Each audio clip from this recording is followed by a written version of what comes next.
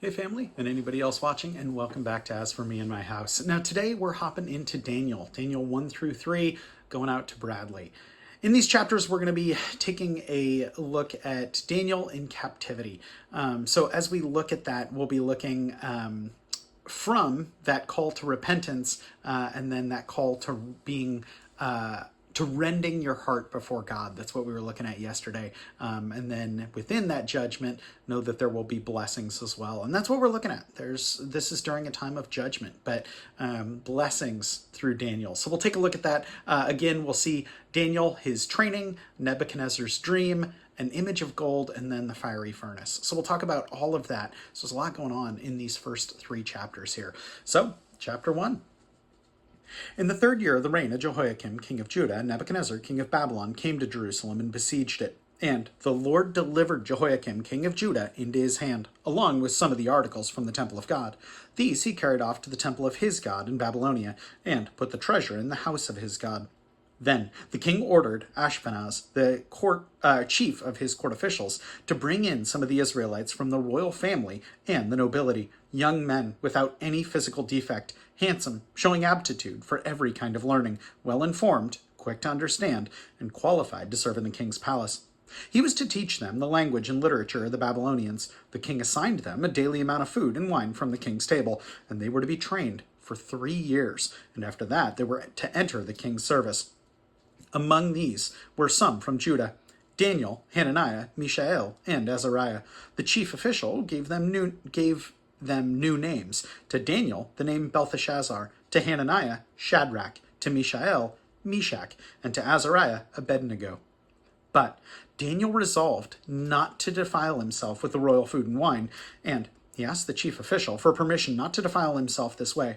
Now, God had caused the official to show favor and sympathy to Daniel, but the official told Daniel, "I'm afraid of my lord the king, who has assigned your food and drink. Why should he see you looking worse than the other young men your age? The king would then have my head because of you." Daniel then said to the guard, whom the chief official had appointed over Daniel, Hananiah, Mishael, and Azariah, "Please, test your servants for 10 days. Give us nothing but vegetables to eat and water to drink. Then compare our appearance with that of the young men who eat the royal food, and treat your servants in accordance with what you see." So he agreed to this and tested them for 10 days.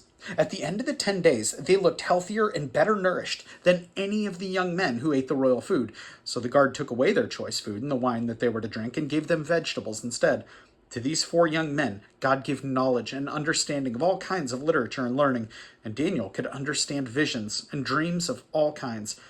At the end of the time set by the king to bring them in, the chief official presented them to Nebuchadnezzar.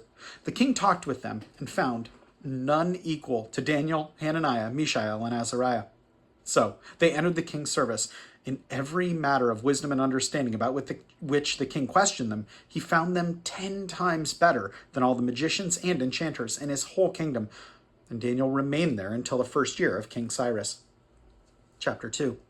In the 2nd year of his reign, Nebuchadnezzar had dreams. His mind was troubled, and he could not sleep. So the king summoned the magicians, enchanters, sorcerers, and astrologers to tell him what he had dreamed.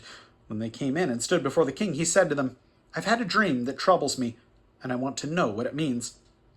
Then the astrologers answered the king in Aramaic, "O king, live forever. Tell your servants the dream, and we will interpret it." The king replied to the astrologers, "This is what I have firmly decided.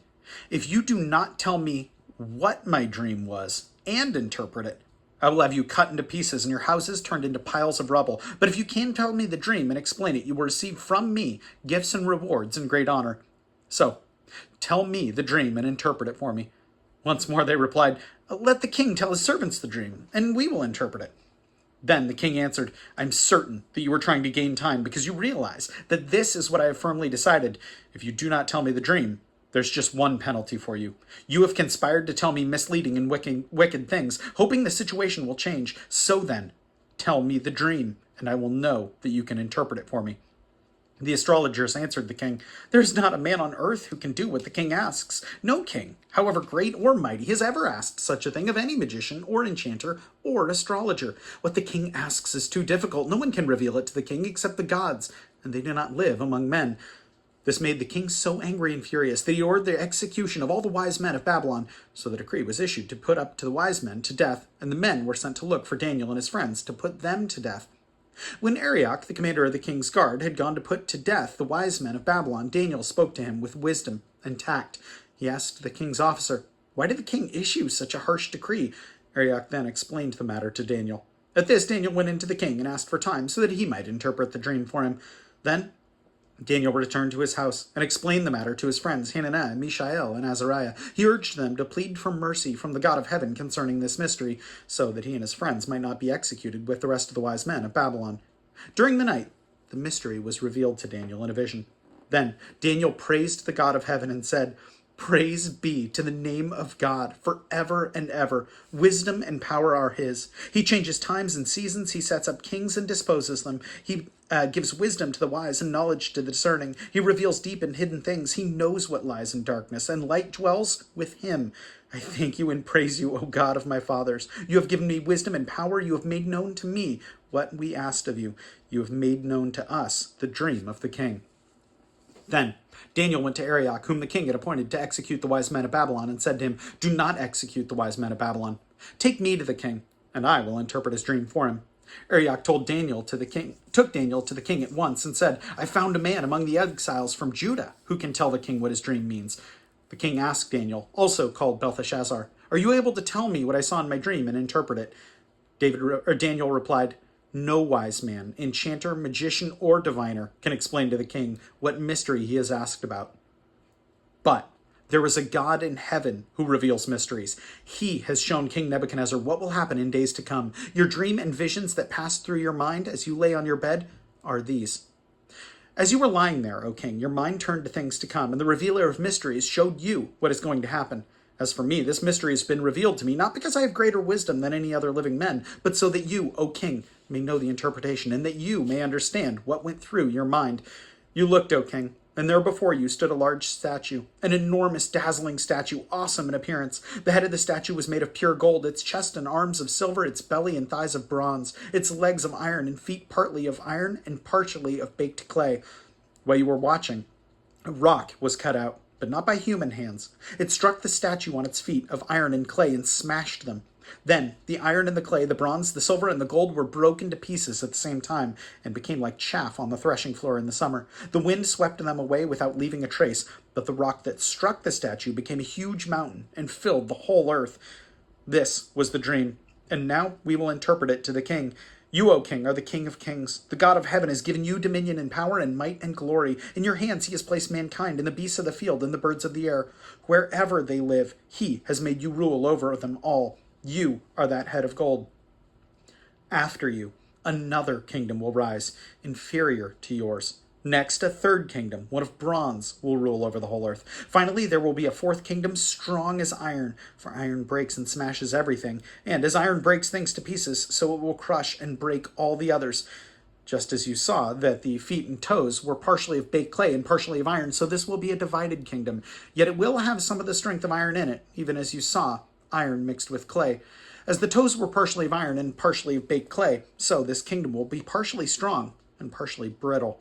Just as you saw the iron mixed with baked clay, so the people will be a mixture and will not remain united any more than iron mixes with clay. In the time of those kings, the God of heaven will set up a kingdom that will never be destroyed. It will be left, nor will it be left to another people. It will crush all those kingdoms and bring them to an end, but it will itself endure forever. This is the meaning of the vision of the rock cut out of the mountain, but not by human hands. A rock that broke the iron, the bronze, the clay, the silver, and the gold to pieces. The great God has shown the king what will take place in the future. The dream is true, and the interpretation is trustworthy. Then King Nebuchadnezzar fell prostrate before Daniel and paid him honor and ordered that an offering and incense be presented to him. The king said to Daniel, "Surely your God is the God of gods and the Lord of kings and a revealer of mysteries, for you were able to reveal this mystery." Then the king placed Daniel in a high position and lavished many gifts on him. He made him ruler over the entire province of Babylon and placed him in charge of all its wise men. Moreover, at Daniel's request, the king appointed Shadrach, Meshach, and Abednego administrators over the province of Babylon, while Daniel himself remained in the royal court. Chapter 3. King Nebuchadnezzar had made an image of gold 90 feet high and 9 feet wide, and set it up on the plain of Dura in the province of Babylon. He then summoned the satraps, prefects, governors, advisors, treasuries, judges, magistrates, and all the other provincial officials to come to the dedication of the image he had set up. So, the satraps, prefects, governors, advisors, treasurers, judges, magistrates, and all the other provincial officials assembled for the dedication of the image that King Nebuchadnezzar had set up, and they stood before it. Then the herald loudly proclaimed, "This is what you are commanded to do. O peoples, nations, and men of every language, as soon as you hear the sound of the horn, flute, zither, lyre, harp, pipes, and all kinds of music, you must fall down and worship the image of gold that King Nebuchadnezzar has set up. Whoever does not fall down and worship will immediately be thrown into the blazing furnace." Therefore, as soon as they heard the sound of the horn, flute, zither, harp, lyre, harp, and all kinds of music, all the peoples, nations, and men of every language fell down and worshipped the image of gold that King Nebuchadnezzar had set up. At this time, some of the astrologers came forward and denounced the Jews. They said to King Nebuchadnezzar, "O king, live forever. You have issued a decree, O king, that everyone who hears the sound of the horn, flute, zither, lyre, harp, pipes, and all kinds of music must fall down and worship the image of gold, and that whoever does not fall down and worship will be thrown into a blazing furnace. But there are some Jews whom you have set over the affairs of the province of Babylon, Shadrach, Meshach, and Abednego, who pay no attention to you, O king. They neither serve your gods nor worship the image of gold you had set up." Furious with rage, Nebuchadnezzar summoned Shadrach, Meshach, and Abednego. So these men were brought before the king, and Nebuchadnezzar said to them, "Is it true, Shadrach, Meshach, and Abednego, that you do not serve my gods or worship the image of gold that I have set up? Now, when you hear the sound of the horn, flute, zither, harp, lyre, harp, pipes, and all kinds of music, if you are ready to fall down and worship the image I made, very good. But if you do not worship it, you will be thrown immediately into a blazing furnace. Then what God will be able to rescue you from my hand?" Shadrach, Meshach, and Abednego replied to the king, "O Nebuchadnezzar, we do not need to defend ourselves before you in this matter. If we are thrown into the blazing furnace, the God we serve is able to save us from it, and he will rescue us from your hand, O king. But even if he does not, we want you to know, O king, that we will not serve your gods or worship the image of gold that you have set up." Then Nebuchadnezzar was furious with Shadrach, Meshach, and Abednego, and his attitude toward them changed. He ordered the furnace heated 7 times hotter than usual, and commanded some of the strongest soldiers of his army to tie up Shadrach, Meshach, and Abednego and throw them into the blazing furnace. So these men, wearing their robes, trousers, turbans, and other clothes, were bound and thrown into the blazing furnace. The king's command was so urgent and the furnace so hot that the flames of fire killed the soldiers who took up Shadrach, Meshach, and Abednego. And these 3 men, firmly tied, fell into the blazing furnace. Then King Nebuchadnezzar leapt to his feet in amazement and asked his advisors, "Weren't there 3 men who were tied up and thrown into the fire?" They replied, "Certainly, O king." He said, "Look, I see 4 men walking around in the fire, unbound and unharmed, and the 4th looks like the son of the gods." Nebuchadnezzar then approached the opening of the blazing furnace and shouted, "Shadrach, Meshach, and Abednego, servants of the Most High God, come out, come here." So Shadrach, Meshach, and Abednego came out of the fire, and the satraps, prefects, governors, and royal advisors crowded around them. They saw that the fire had not harmed their bodies, nor was a hair on their heads singed. Their robes were not scorched, and there was no smell of fire on them. Then Nebuchadnezzar said, "Praise be to the God of Shadrach, Meshach, and Abednego, who had sent his angel and rescued his servants. They trusted in him and defied the king's command and were willing to give up their lives rather than to serve or worship any god except their own God. Therefore I decree that the people of any nation or language who say anything against the God of Shadrach, Meshach, and Abednego be cut into pieces and their houses be turned into piles of rubble, for no other God can save in this way." Then the king promoted Shadrach, Meshach, and Abednego in the province of Babylon. Man, there are so many cool things in this. And part of this boldness that Shadrach, Meshach, and Abednego is part of my prayer for you, Bradley. And part of my prayer for all of us. But looking at this, there's one that always stands out to me. And it is right there in chapter 3. Chapter 3, verse 16 is one of my favorite statements in the Old Testament. Verse 3:16. Shadrach, Meshach, and Abednego replied to the king, "O Nebuchadnezzar, we do not need to defend ourselves before you in this matter. If we are thrown into the blazing furnace, the God we serve is able to save us from it, and he will rescue us from your hand, O king." They're expressing that faith right there. We don't need to express ourselves, or we don't need to defend ourselves before man. We have faith, And our God is able to do it, and he will. They recognize that God is able to do this. They have faith that he will. But they go a step further, which is so awesome. It is so cool. They have this faith that God will do this belief that God will do it. The very next verse says, but even if he does not, we want you to know, O king, that we will not serve you, your gods, or worship the image of gold that you have set up. We believe God will do this. But if he does not, that doesn't change anything for our faith. We recognize that our God is greater. He has the ability to do this. But if he decides not to, that doesn't shake our faith in him. That is awesome. That is so cool. That's one of my favorite things here in the Old Testament, that we see their faith in God is so strong, and it's practical. We recognize our God is able to do this. He is all powerful. We have faith that he will. If he does not, that's okay. Awesome. One of the other things as well, 2, 5, and 6. I always think 2, 5, and 6 are such an interesting request or demand of Nebuchadnezzar. 2, 5, and 6 is a lot of wisdom from Nebuchadnezzar. 2, 5, and 6. The king replied to the astrologers, "This is what I've firmly decided. If you do not tell me what my dream was and interpret it, I will have you cut into pieces and your houses turned into piles of rubble. But if you do tell me the dream and explain it, you will receive from me gifts and rewards and great honor. So tell me the dream and interpret it for me." I wrote it down. This is a absolutely unreasonable request and impossible for man. And there's a lot of wisdom in here. Nebuchadnezzar is saying, hey, if you guys can't do this, why have I been relying on you? I mean, all these people are in positions of power. We don't get the indication that he just instilled these people in power. They've probably been in power for years. His astrologers, his wise men, they've been in power for years, speaking into the king's mind, speaking into his interpretation of things. And here is a calling against them, saying, hey, if you can't do this, what value are you? Have you just been speaking lies to me? Really, really wise here. And he's right, by the way, that if they can't do this, then what are they relying on? And yet, 2:27 and 28, Daniel steps in here. 2:27 and 28 says, Daniel replied, "No wise man, enchanter, magician, or diviner can explain to the king the mystery he is asked about." That's so true. That's impossible for man. I mean, it's impossible. I mean, you can try and guess at the dream, but there's no way that man could guess exactly what the dream is, not realistically. But, verse 28, there is a God in heaven who reveals mysteries.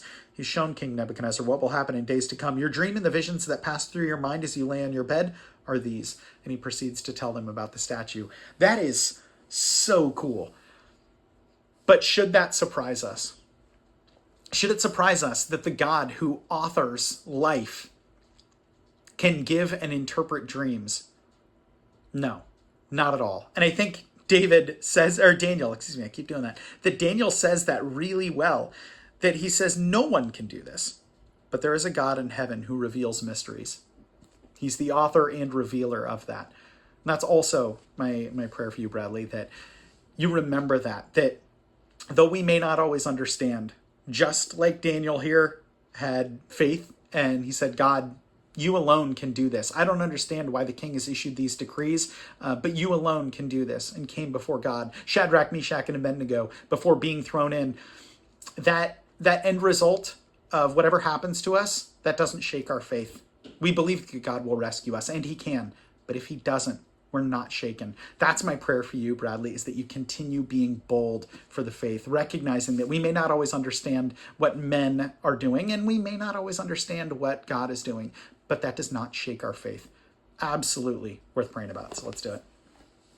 God, I thank you for Bradley. I thank you for his boldness. I thank you for his friendship. I thank you that you have used him to minister to your people, to point people towards you, God. I thank you so much for him. He reaches people that others have maybe given up on, that others maybe don't see, that others walk past. God, you are using him in such an awesome way, and I thank you so much for it. I thank you so much for this man. God, we thank you that you have given us grace and that you enable us to have faith because of all that you have shown us in our lives. God, may we not stumble in that. And when we do, we thank you for your grace, Lord. We pray all these things in Jesus' name. Amen. Well, Bradley, good grief. Love you tons, man. Appreciate you. And for anyone else watching, appreciate you as well. And I will plan on seeing you tomorrow. Have a good one.